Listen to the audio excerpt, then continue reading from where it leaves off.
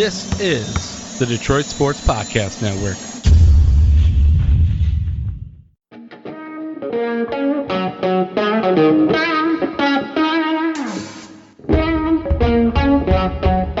The biggest icon in podcasting.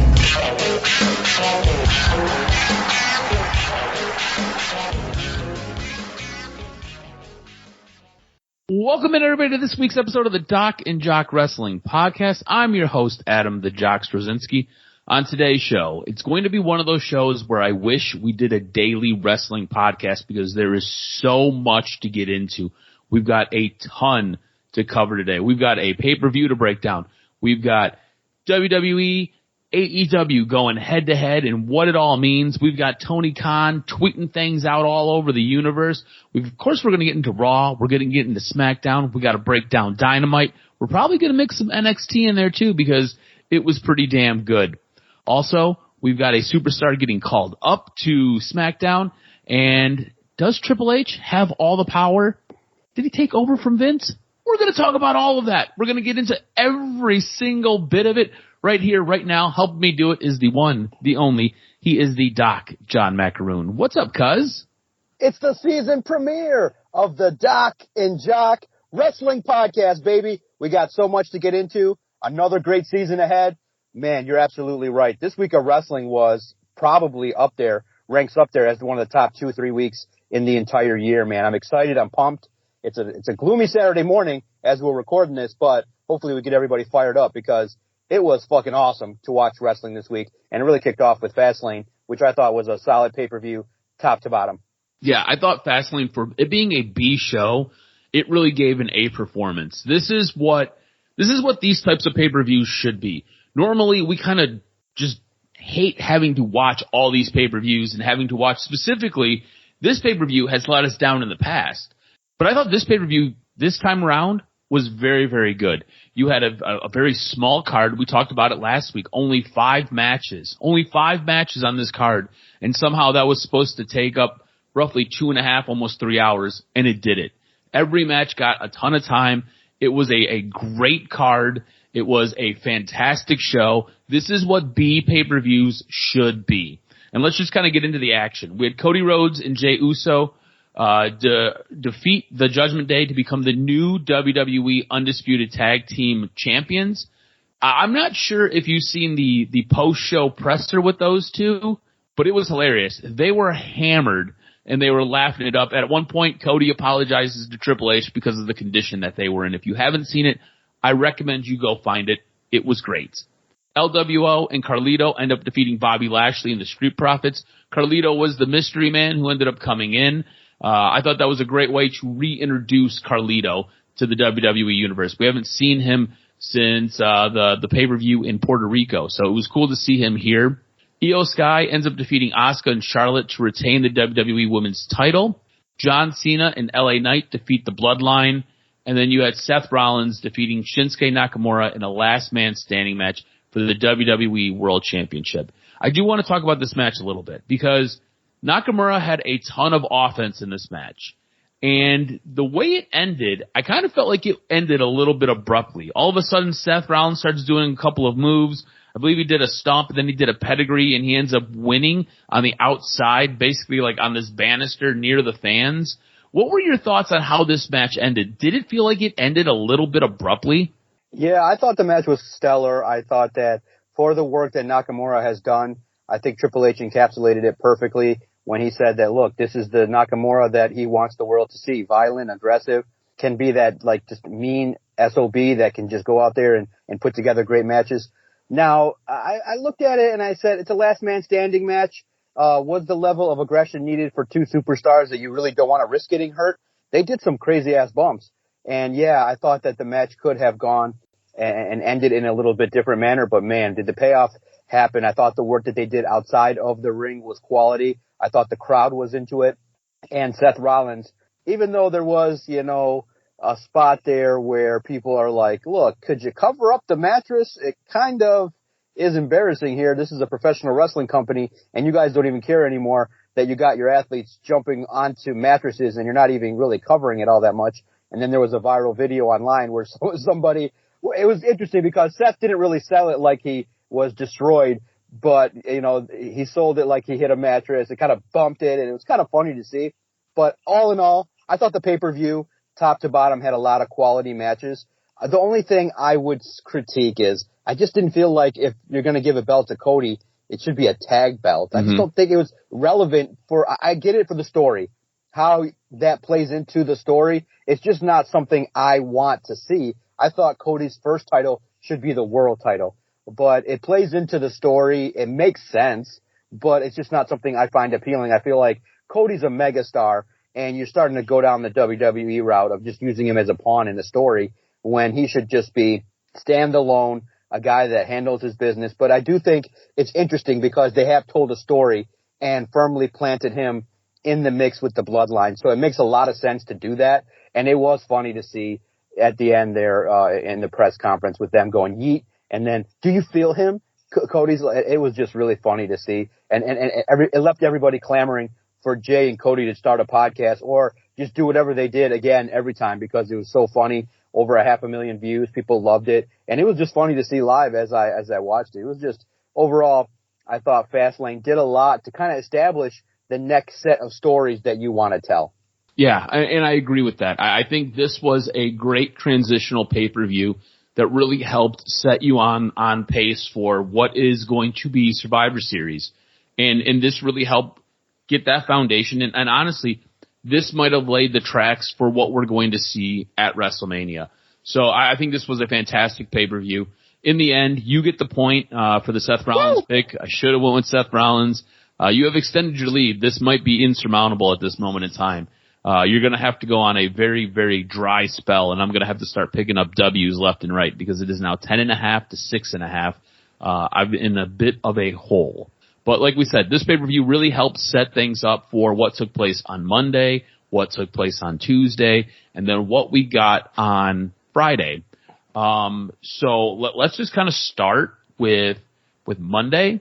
Seth Rollins comes down to the ring and basically is like, I'm beat up, I'm tired, basically sells that he's going to relinquish the WWE Championship. Instead, has a good laugh about it and is like, I finally got a night off. My body needs it. It's great. Hit Drew McIntyre's music. Drew McIntyre comes down and challenges Seth Rollins. We are going to get a match at Crown Jewel. It's going to be Drew McIntyre versus Seth Rollins. Seth Rollins ends up getting jumped from behind by Damian Priest. Drew McIntyre just kind of leaves him and walks away. And this is going to be the new Drew McIntyre that we're going to see. It's going to be a Drew McIntyre who is basically worried about one person, and that's himself. And he wants to see Seth Rollins at Crown Jewel. He wants the championship at Crown Jewel, and he's going to basically do what he has to do. Damian Priest tried to cash in the Money in the Bank briefcase. Dominic came running out. Drew McIntyre interfered with that and took the briefcase and basically threw it to the way back of the stage, so he could not cash in. What are your thoughts on this new version of Drew McIntyre that is slowly evolving in front of us? And what do you think about this version of Drew McIntyre taking on Seth Rollins at Crown Jewel? It stinks because I have no belief that he's ever going to win the match. I'm looking at it now and I'm going to tease it. A new character, I was just thinking as you were talking, I think he would have been great to been aligned as a manager of Drew McIntyre, a mouthpiece, a serious mouthpiece like a Don Callis, like a Paul Heyman. Like, okay, Drew, you've been here for so long. Here's your opportunity. Now I'm going to be here to help take you to the next level. And I think that pairing would have looked sweet on camera. I think it would have looked sweet in a lot of different avenues. But look, Drew McIntyre is a mainstay. He's a upper mid-card dude that has the potential anytime you want to tap him into feuds like this. This feud should elevate both individuals. So I do believe a lot of good things will come from it. I just don't believe that Drew has a shot in hell to win the match. Yeah, I don't believe so either. And look, after this round with Nakamura, I don't know when they're going to take this belt off of him. And I don't think this build for Drew is going to be substantial enough to get me to believe that they are. So we'll have to wait and see. I'm interested because I think both these guys are great in the ring, and I think they can both tear the house down. But I just don't. I'm just not going to buy into him taking the belt off of Seth Rollins at this time. So it's like it's all kind of for naught. And I guess this is the challenge that WWE now has, is to make me believe. I talked about it before. The moment that I'm really into a match is when those false finishes really get me on the edge of my seat and really get me believing. Sami Zayn was able to do it against Roman Reigns. That was I think the last time where I was really, really into it, and I was like, okay, this could work. And they didn't, obviously they didn't do it. Roman is still your champion, but that's how you do your job. If you can get me to that point where I'm almost buying in, then you've done a great job. And I don't know if this is going to do it, but I'll be here for the ride. Now, in my notes, and this kind of gets cleared up on Friday, and we'll get to that later on in this segment, but I had a note that asked, should we extend this feud with Sami Zayn and Kevin Owens taking on Cody Rhodes and Jey Uso? Because this started with, there was a point in the show where Cody and Jey come out, and then Sami and Kevin come out, and basically are like, you won those titles with him, and we did everything we had to do to get those titles off of him just for you to come back around with them. And there was a little bit of tension between them. Now, these are all faces, and obviously Sami and Kevin can both play heels. Very, very good. Jey can also play a heel. We normally see Cody as a good guy, but we had this nice back and forth, and we had a fantastic match between the four of them. And it ended with Kevin Owens basically hugging Jey Uso and raising his hand. And now it all kind of makes sense because we're going to talk about what took place on Friday a little bit later on. But would you have wanted to see a extended feud between Sami Zayn and Kevin Owens taking on Cody Rhodes and Jey Uso for those titles? Because I think you could have done something a little bit special here. I think having two face groups going at it and being very respectful of each other, but still ratcheting up that intensity to like a 14 on a scale of 1 to 10, I think it could have been an interesting play. I think it could have been an interesting series, a best 2 out of 3. We could have stretched this out for, 3, maybe 6 weeks, where you had another 2 matches that really kind of helped set this kind of up. Obviously you have Cody and Jey not losing the belts, but I feel like you could have did a little bit more. There was a little bit more meat on this bone that they left, which I don't mind because I like the way that we're pivoting and we're positioning stories here. But at the time, after watching this match, I came away with it and I was like, wow, I'd love to see these guys go at it again. Where are you at with that idea? Yeah, it would have been nice to see how it would have evolved as maybe Jey and Cody kept winning. Would that have fractured the relationship? Could we have then set up Sami and Kevin round 5,400? But no, they didn't decide eventually to do that. But I thought that for what it was, it did the job. I thought that it was a good match. I thought that it was interesting that WWE fucked up an entrance. It's kind of like, we always laugh, and I think part of my favorite thing is to say, hey, you only had one job to do, and that's to play the character's theme. And they fucked it up. And everybody was like, well, that's an old theme. And I thought that was funny, a little bit interesting to see.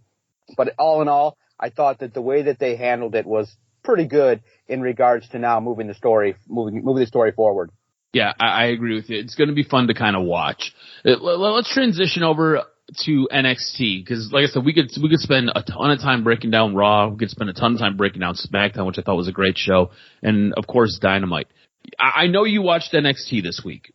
What were your thoughts on NXT and what really stood out to you? Because I thought NXT was fantastic. I don't usually watch a lot of NXT anymore, but I thought this week's episode of NXT was awesome. Oh my God. And I just thought it was funny, the people that were debating NXT and AEW. I think most people realized that when WWE said we're going to load up, that they were going to win the battle. I mean, you had right away John Cena, who's a draw. You had, I think that even Carmelo Hayes, Braun Breaker was a good selling thing for NXT. So I just laughed a little bit because maybe I'm bougie now, but I was like, this isn't hard to do. I had AEW on the television. I propped my phone up and I had AEW on my phone. I watched both at the same time, so I didn't feel like I missed anything. And I walked away going, okay, it's 2 distinct things. WWE really amped the entertainment and AEW really ramped the wrestling. And I just asked myself, what do I like more? And unfortunately, I'm an AEW fan, but I just felt like WWE brought the entertainment, brought the intrigue, and AEW brought the wrestling. But in this day and age, I think there's room for both. It's basically what you're in the mood for that day. Like that day, that Tuesday night, I was into what NXT was selling. They have Cody Rhodes out there getting everybody involved and emotional. When he says, I'm the general manager, they built intrigue. And so I was wondering what WWE meant when they said that, look, we're going to showcase everything that we can bring to the table in a marquee show. And I now understand what that meant. That means we're going to have the highest production value. We're going to have all our top creative minds, and we're going to have all our key stories be amped up in a way that's going to make sense for our brand. And I thought they delivered a little bit more better than the wrestling was at AEW. I felt like AEW paced the card wrong. I thought that you should open with Orange Cassidy, open with a more higher paced match.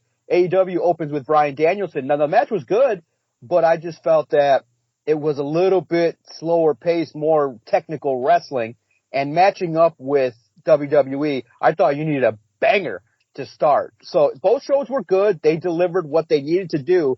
I just thought, man, NXT was just wow. John Cena, this, that, Cody Rhodes, the Judgment Day. The ending was spectacular. You had Paul Heyman with one of the great intro promos for Braun. Like, I was like, damn, I want to manage Braun Breaker. It felt like to me, Braun Breaker morphed into he added 10 pounds of muscle right there on the screen. It was cool. And he walked out there, he looked like he was larger than life. He's been putting in time in the sun, which is good. It looked like he morphed into a superstar right before our eyes. As Paul Heyman was blowing him, he was like, "And the greatest!" And it's like, oh man, Braun, like a transformer. He morphed into a bigger, badder dude. And I just thought the match was great. And I thought the ending was even spectacular, where you bring out the badass, which was perfect. What a way to tie it in, where Breaker says, "I'm a badass," after, stomping Carmelo when Braun Breaker lost. Undertaker comes out, and the American Badass came out. It was awesome. And I popped more for NXT than I did for AEW. Yeah, and look, in ADHD world, right, I feel like NXT has that right balance of wrestling and entertainment, and it's bouncing back and forth between the two. I thought NXT was absolutely fantastic this week. I thought it was very, very good. Let's transition over to SmackDown, because I thought SmackDown, just as good as NXT was, I thought SmackDown was just as good, if not better. SmackDown was fantastic, in my opinion.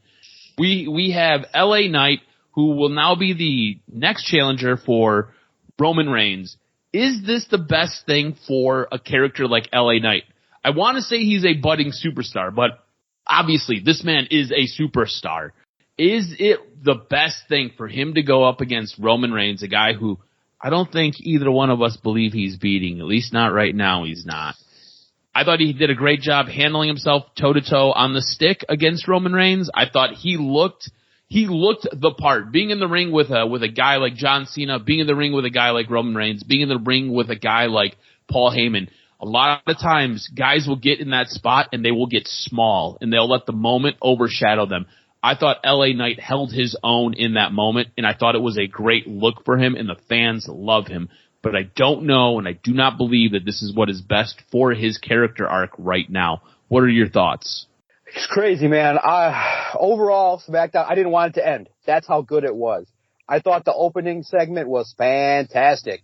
You had John Cena immediately followed by the arrival of Roman Reigns. I popped. And then when they said, John Cena's like, "I'm going to give you guys a swerve. I'm not ready for this time right now. I didn't earn it, but one guy did." And LA Knight, I screamed. I scared my kid. I was like, "Oh, that's perfect." I popped.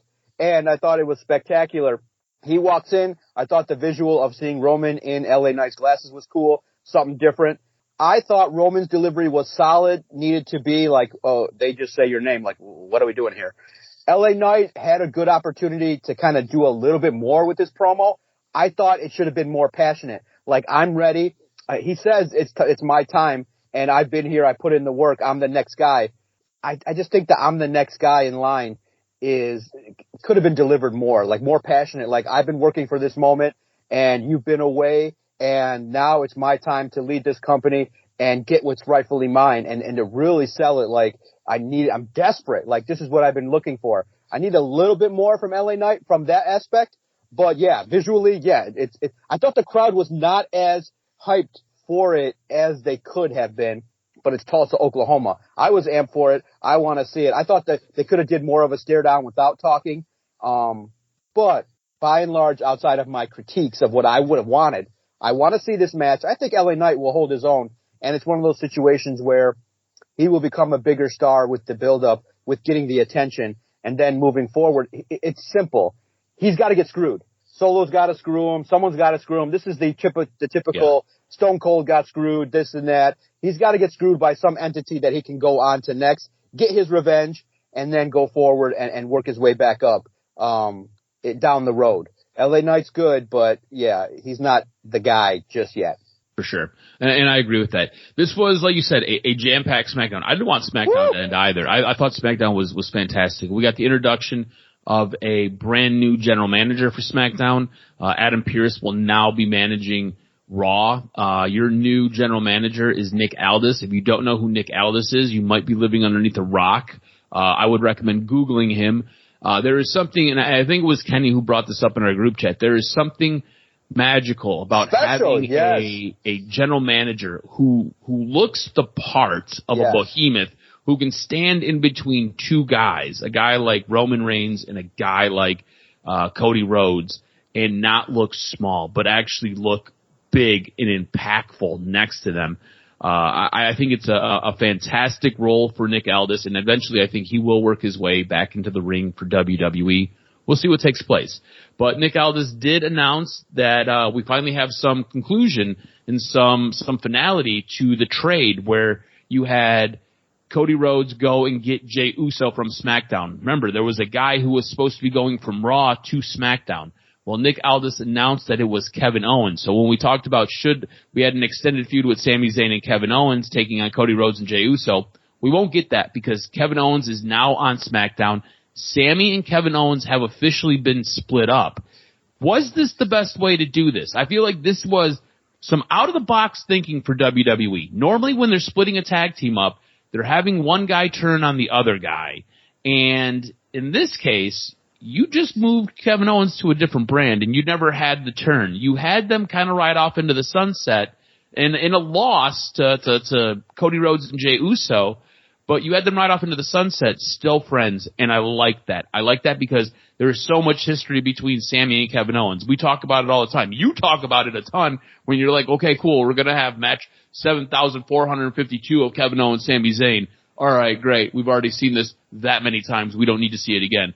I thought this was a really interesting way to break them up, still have them have each other's back because I think it could build. Again, I believe they are going to be part of what's going to take place at Survivor Series. I believe they are going to be part of the group that's going to be in War Games. So I think this is a nice way to split them up but keep them on the same page. Do you think this was a great way to do this? Do you think this was best for both their characters? Rumors might be true. All Out 17 might feature Sami Zayn and Kevin Owens when they're both 50 years old trying to rekindle the magic that they created right now. So we'll see what happens. Yeah, it was the right decision. I think right now, you look at it, Sami in the tag team, it peaked. And that's all you can say. And I think there's a benefit to reestablish Sami Zayn. And it makes sense because now what you're kind of faced with is who the fuck is going to face Seth Rollins? That's believable. And you got Drew McIntyre. You got a lot of interesting people in the mid-card that you can move up moving forward. The Miz probably will take another L moving forward. And then you probably have to shift to Sami Zayn. And maybe, even just maybe, Sami Zayn's the guy that takes the belt off of Seth Rollins. He's believable. I think the moment would be special. I think that at the Rumble, I think that sets forth a new year where Sami's hungry and you gotta give the guy a bone. I mean, come on. The guy's been grinding, and if he can build himself up over the next few months, maybe. I hope, obviously what I would want is Sami to win the title, but it could also lead to Sami being the guy that takes the title off of Gunther. Because WWE just does that kind of shit where they're like, yeah, we'll give you a bone, but we'll give you the Intercontinental bone. And it would be very interesting to see what kind of push Sami Zayn gets on Raw. I want to see it. Kevin Owens is a star. He can destroy the Judgment Day. He can right all his wrongs. And the pop that he got was spectacular. So it was a perfect split, a perfect decision. Yeah, I think you're right. I think it would be interesting. I like the way you kind of booked that and the way you kind of laid that out. I think Sami Zayn taking on Seth Rollins would be interesting. Yeah. I think Sami Zayn, even if you were to give him the Intercontinental bone, as you said, and literally he's getting boned with the Intercontinental belts. I think that would be interesting as well. I think this was a fantastic way for them to do this.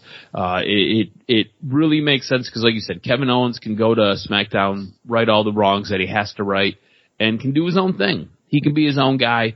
I think it makes for a lot of intrigue as far as Roman Reigns go, because now you have Jey Uso, you've got Cody Rhodes, you've got Kevin Owens.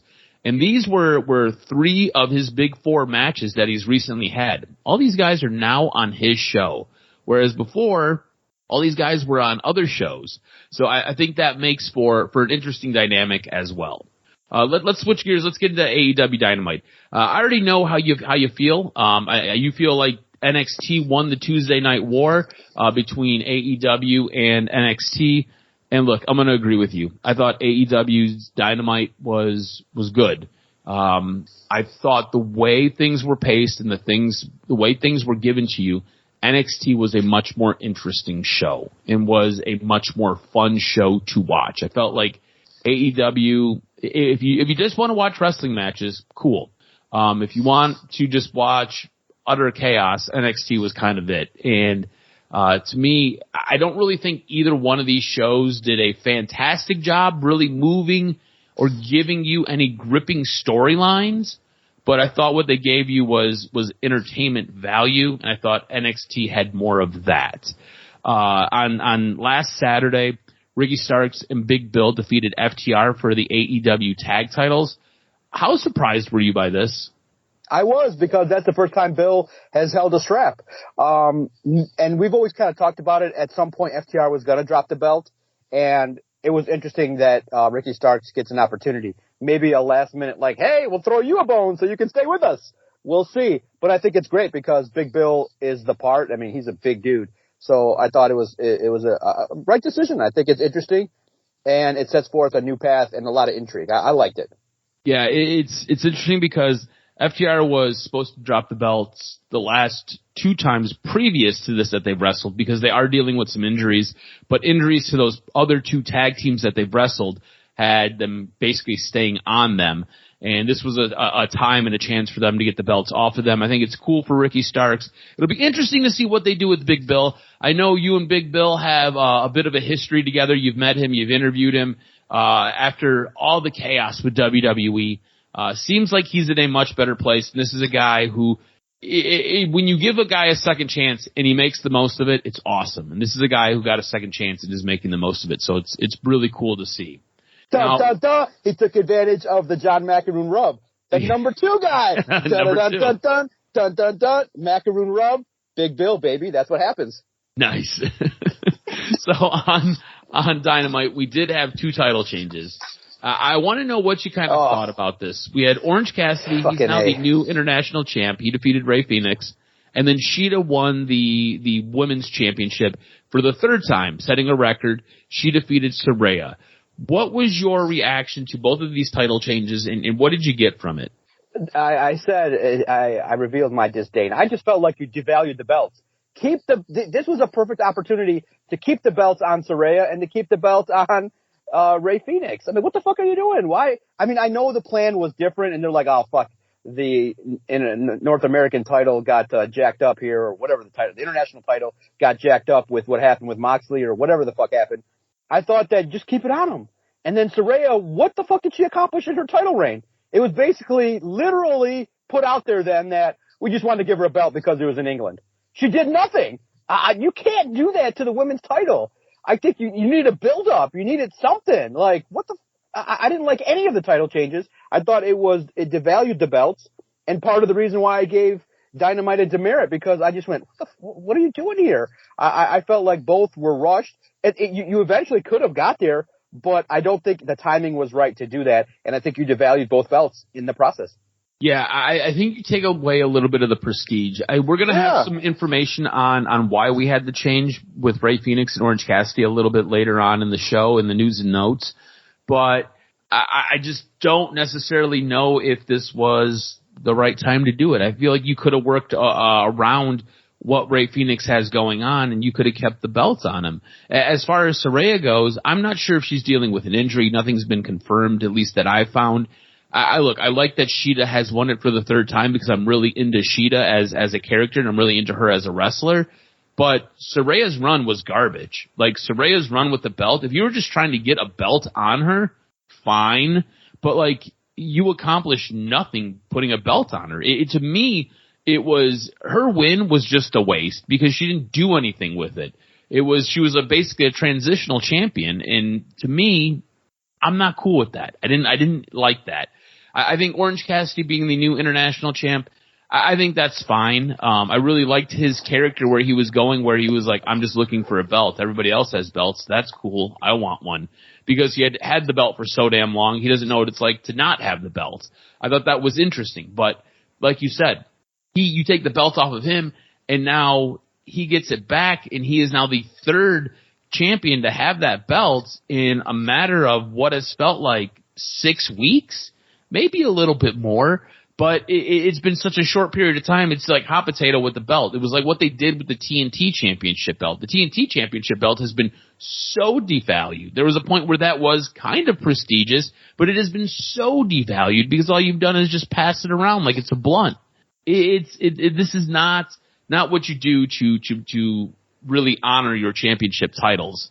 And Saraya, again, very underwhelmed. For somebody who came in and was supposed to really help AEW, I haven't really seen her do a whole lot besides cash a check. And maybe that's harsh, but that's how I feel, and that's what I see. Somebody who has a cash check, somebody who is an absolute stud, and somebody who's really good at what they do. Christian Cage. He had some words for Adam Copeland before their main event. Basically he told Beth Phoenix, look, Daddy's coming home, put some new sheets on the bed and get the girls ready. I thought it was great. It enraged Adam Copeland, who came out to fight Luchasaurus. How long would you keep Adam Copeland and Christian Cage away from each other? Because I think we're all waiting for that moment where these two can stand across from each other in a ring. And I find it to be interesting the way this story could be going. The melee at the end, it was a little chaotic. I don't necessarily know if I understand where we're going with all of this, but I really am intrigued in Christian Cage, Adam Copeland, and I would keep these two away for at least one pay-per-view cycle, just kind of building it and building it and building it, almost driving Adam Copeland insane and driving him mad where he has to get at Christian Cage. What are your thoughts on what Christian Cage said, and how long would you like to see these two kept apart before they get their hands on each other? It's looking like sooner rather than later, right? Because it's going to boil over. You probably got to pay it off because you want Adam Copeland to get into some meat when you start getting into the bigger pay-per-view. So just get it out of the way and let's see what happens. Maybe they reconcile, maybe something different happens, but let's get after it. I get it. I might not agree with it, but let's get after it. Let's see some physicality. Let's see some Edge and Christian round 6,000. All right, real quick before we wrap up with AEW, what do you think of Tony Khan and his Twitter habits? He has spent basically an entire week where he has called out WWE, called out Vince McMahon, called out Triple H, called out Shawn Michaels, and in the end, his ratings were 2/3 of what NXT pulled. Yeah. He also tried to throw a little bit of shade at Undertaker and John Cena in what looked to be super petty. Yeah. Look, what do you think? Where are you at with this? I look like a guy that's been burning the candle at a lot of ends with Fulham, the Jaguars, his tech businesses, AEW. I just think I agree with the talent that are saying that maybe it came out saying the talent probably is not happy. Your tweets are supposed to enhance your company. I just think you should have just highlighted the champions. You should have just kept it moving. And I think, too, he's getting pissed off because people are starting to say, look, and Twitter can be annoying where it will piss you off. People are starting to say, hey, you know, you've kind of positioned yourself as acting like this big bad company when in reality your ratings suck. When in reality, it doesn't appear that your content is growing, and it doesn't appear that you're living up to what you're telling everybody that you are. And I think that pissed him off, and he's just kind of just doing his thing. He just needs to stay off Twitter, act professional, act like you've been there. You are recognized as the number 2 company, whether it's factually based or not.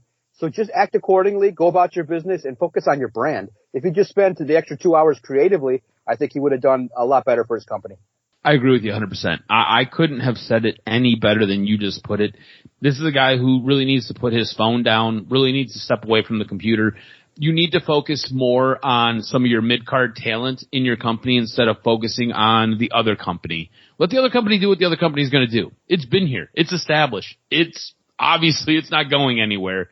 There's no need to take those shots. You look small. You look weak. You look weak-minded. Don't do it. Just don't. That's a war you will not ever win. You just look petty and you look like trash. Don't do it, Tony Khan. You should be better than that. Obviously, you are not. Are you ready for some news and notes this week? Hit me with this week's professional wrestling news and notes. What made your list? All right, this NXT star has been called up to the main roster, and rather quickly, I might add. This past weekend, WWE made it official as Dragon Lee has officially been moved to the main roster from NXT and has been added to the WWE Smackdown brand. You've seen a preview of that on Friday night. Dragon Lee signed with WWE in late 2022 on a contract that was described as much larger than a usual NXT deal and one that would seemingly fast-track him to the main roster.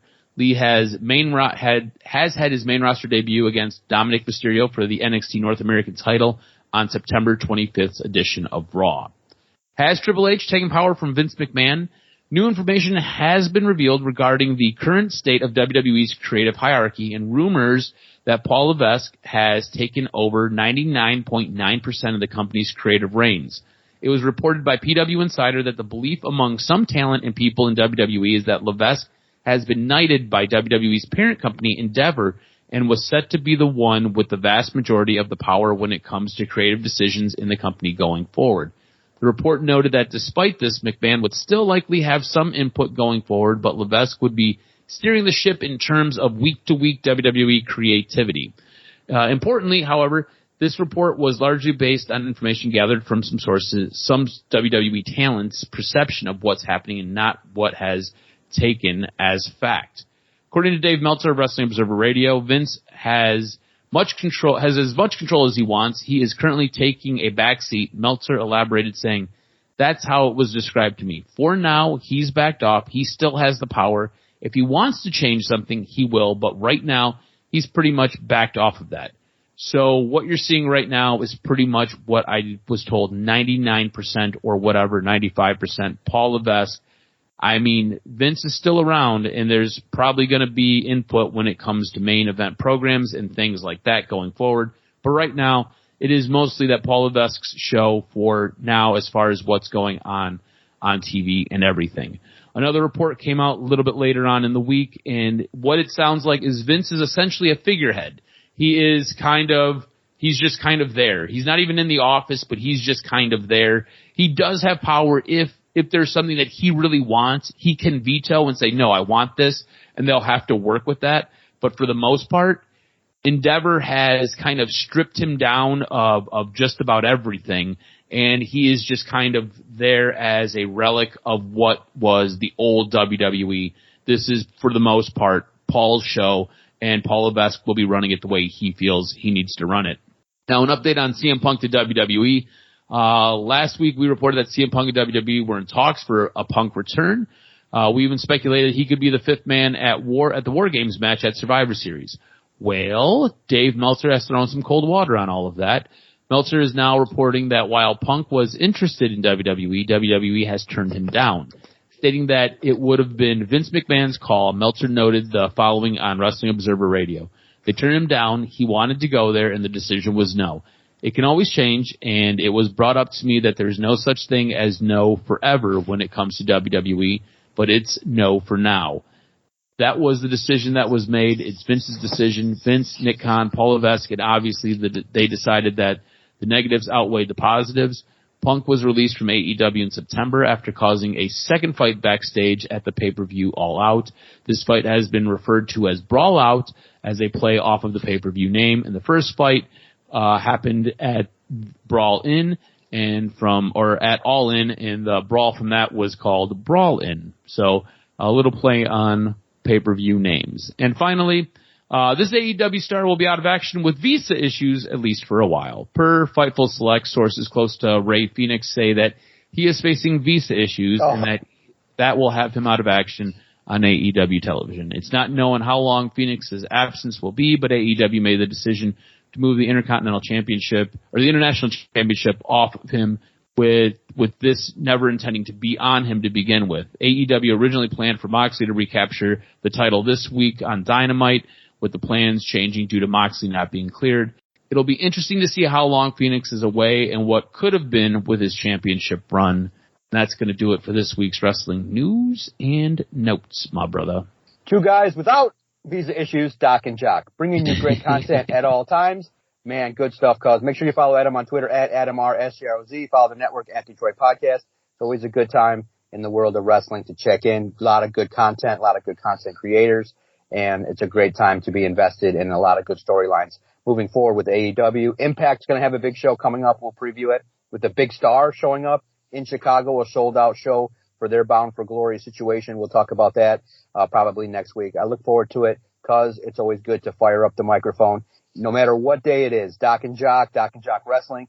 Always enjoy our conversations. That was a fast hour, baby. Podcasting time is over, but make sure you tune in next week for the latest and greatest edition of the Doc and Jock Wrestling Podcast.